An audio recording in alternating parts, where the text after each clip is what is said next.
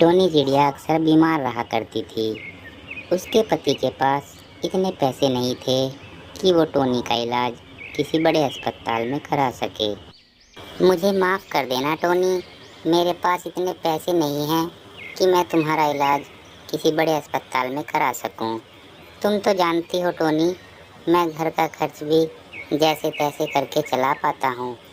बबलू, मेरी हालत अब इतनी खराब हो चुकी है कि अगर तुम मेरा इलाज किसी बड़े अस्पताल में किसी से कर्ज लेकर कराओगे भी तो मेरा बचना मुश्किल है, और फिर उस कर्ज को चुकाने में हमारा घर भी बिक जाएगा।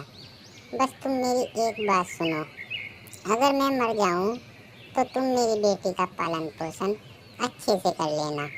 मेरी बस आखिरी ख्वाहिश यही है। बबलू जी, मुझसे वादा करो कि तुम मेरी यह इच्छा जरूर पूरी करोगे। हाँ टोनी, मैं तुम्हें वचन देता हूँ कि हमारी बेटी मोनी का मैं बहुत अच्छे से पालन पोषण करूँगा, उसे फूलों की तरह रखूँगा। मेरा ये तुमसे वादा है। इतना सुनते ही टोनी दम तोड़ देती है। टोनी, तुम मुझे छोड़कर नहीं जा सकती। टोनी, मैं तुम्हारे बिना कैसे रहूँगा। नहीं टोनी नहीं, तुम मुझे छोड़कर नहीं जा सकती। अपने पापा की आवाज़ सुनकर मोनी अपनी माँ के पास कमरे में आ जाती है। क्या हुआ पापा, आप रो क्यों रहे हो? माँ, माँ, आप क्यों नहीं बोल रही? पापा, क्या हुआ मेरी माँ को? वो मुझसे बात क्यों नहीं कर रही? बेटा मोनी, अब तुम्हारी माँ तुमसे बात नहीं कर सकती, वो मर चुकी है। बेटा, वो भगवान के पास चली गई है। नहीं नहीं, ऐसा नहीं हो सकता। मेरी माँ मुझे छोड़कर नहीं जा सकती। बेटी, मत रो बेटी, अब वो वापस नहीं आ सकती। और फिर वो दोनों मिलकर टोनी का अंतिम संस्कार कर देते हैं। टोनी चिड़िया के मरने के बाद बबलू चिड़े को ही घर का सारा काम करना पड़ता था और अपनी बेटी को नहलाना, खिलाना, पिलाना सभी काम उसी को करना पड़ता। और घर का सारा काम खत्म करने के बाद उसे अपने काम पर भी जाना पड़ता।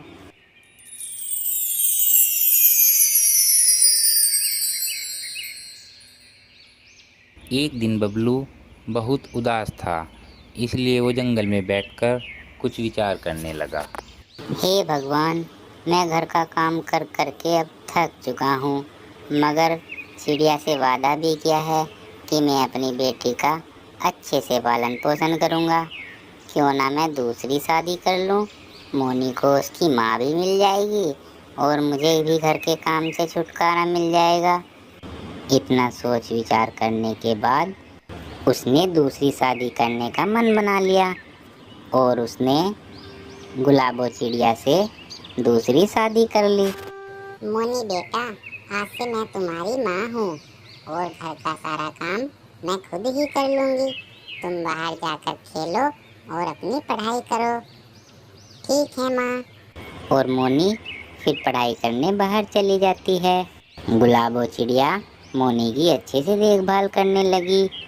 कुछ दिनों तक तो सब कुछ ठीक ठाक ही चल रहा था। कुछ दिन बीतने के बाद गुलाबो चिड़िया को एक बेटा होता है। जैसे ही उसने अपने बेटे को जन्म दिया और फिर दिन पर दिन गुलाबो चिड़िया का व्यवहार बदल जाता है और वो घर का सारा काम मोनी से ही कराने लगती है। अरे मोनी, जल्दी से खाना बना लो। मैं अपने मुन्ना के पास जा रही हूँ। उसको बहुत भूख लगी है और खाना बनाने के बाद बर्तन, झाड़ू, पोछा सभी काम अच्छे से निपटा देना। ठीक है माँ। इतना कहकर गुलाबो चिड़िया वहाँ से चली जाती है। मुन्ना के आ जाने के बाद पता नहीं माँ को क्या हो गया है। घर का सारा काम भी मुझसे ही कराती है और मुझे मारती पीटती रहती है। पता नहीं मेरी माँ मुझे छोड़कर क्यों चली गई। अगर आज वो होती तो ऐसा बर्ताव मेरे साथ कभी ना करती। चुप हो जाओ मेरे मुन्ना, चुप हो जाओ बेटा, चुप हो जाओ, मैं आ गई हूँ। मेरे मुन्ना को भूख लगी होगी ना। तुम्हारी वो कलमुही बहन खाना बना रही है। तुम थोड़ी देर रुक जाओ, मैं तुम्हारे लिए खाना लेकर आती हूँ। फिर गुलाबो चिड़िया अपने मुन्ना के लिए खाना लेने जाती है। अरे कलमुही, अभी तक बना नहीं है क्या खाना? चलो मेरे मुन्ना के लिए खाना दो।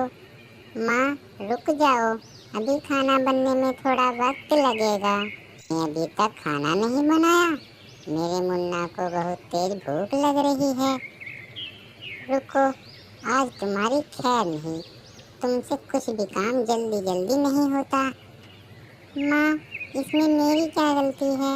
मैं तो खाना बनाने में लगी हुई हूँ, मुझे माफ कर दो माँ, प्लीज मत मारो मुझे। कलमुही कहीं की, आज मैं तुझे ऐसी सजा दूंगी कि तू जिंदगी भर याद रखेगी और कभी मुझसे जबान भी नहीं लड़ाएगी। और फिर गुलाबो चिड़िया मोनी को पेड़ से बांधकर उसकी खूब पिटाई करती है।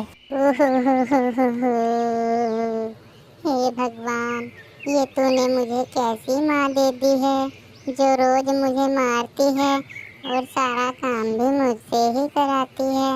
मेरी माँ कितनी अच्छी थी, तुमने मुझसे उसे क्यों छीन लिया भगवान? बबलू आज अपने काम से जल्दी घर आ जाता है। लगता है किसी के रोने की आवाज़ आ रही है। और फिर वो जैसे ही घर आता है तो देखता है कि उसकी बेटी मोनी को पेड़ से बंधी हुई थी और रोए जा रही थी। अपनी बेटी को पेड़ से बंधा देखकर बबलू गुस्से से भर जाता है और कहता है, बेटा मोनी, किसने किया ये सब? पापा, तुम्हारे काम पे जाने के बाद मेरी नई माँ मुझे रोज पीटती है और घर का सारा काम भी मुझसे ही कराती है। और आज तो हद ही कर दी उन्होंने, मुझे रस्सी से पेड़ में बांधकर बहुत मारा पापा। मुझे नहीं रहना इस नई माँ के साथ, उससे अच्छा तो आप मुझे अपने हाथों से मार डालो। चुप हो जाओ बेटी, चुप हो जाओ। आज इस गुलाबो चिड़िया की खैर नहीं। गुलाबो, अरे ओ गुलाबो, बाहर आओ। तभी गुलाबो चिड़िया बबलू की आवाज़ सुनकर घर से बाहर आती है। गुलाबो, तुमने मेरी बेटी की क्या हालत बना रखी है? मेरे जाने के बाद तुम उसके साथ ऐसा बर्ताव करती हो। अगर मुझे पता होता कि तुम्हारा सिर्फ नाम ही गुलाबो है, वैसे तुम बहुत शैतान हो। मैं तुमसे कभी शादी ना करता। मुझे नहीं चाहिए ऐसी पत्नी। आज के बाद तुम्हारा इस घर से कोई काम नहीं है। चली जाओ यहाँ से। मुझे माफ कर दो जी, आज के बाद मैं कभी ऐसी गलती नहीं करूँगी। नहीं, तुम्हारी गलती माफ़ करने के लायक नहीं है। मैं तुम्हें अब कभी माफ़ नहीं करूँगा। चली जाओ मेरे घर से। नहीं चाहिए मुझे ऐसी पत्नी जो मेरी फूल सी बेटी की जान लेना चाहती हो। और फिर बबलू गुलाबो चिड़िया को अपने घर से भगा देता है। अब वो दोनों अकेले ही खुशी खुशी रहने लगते हैं।